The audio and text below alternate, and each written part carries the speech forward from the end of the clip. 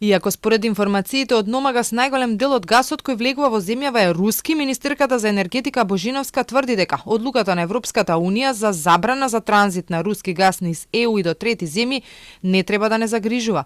Мерката треба да стапи на сила од 1 јануари, но Божиновска тврди дека решение ќе се бара на ниво на ЕУ и не очекува земјава да извиси да остане без газ. Значи ќе има решение на ниво на Европска унија, секако дека нема да не остави никој без газ, тоа не е опција, бидејќи тоа исто и за Европа и за сите држави, така да тоа не треба никако да не загрижува и ние сме многу мали во однос на сите тоа што го трошат.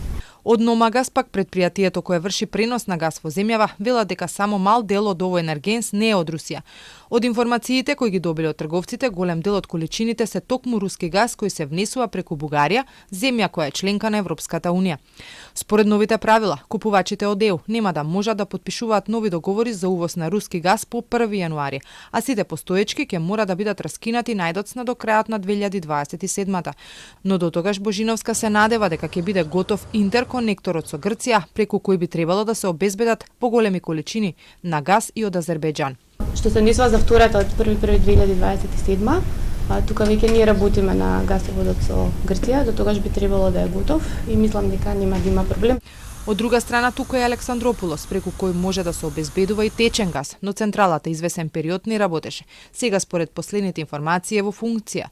Токму влегувањето во овој проект и изградбата на гасното поврзување со Грција се прават за да се обезбеди енергенсот од повеќе извори, но со одлуката на ЕУ за забрана за транзит на руски газ се затвора една врата. Па од тука се отвараат прашањата дали со ова се стеснува конкуренцијата и дали може да дојде до зголемување на цената на гасот со ваквата мерка.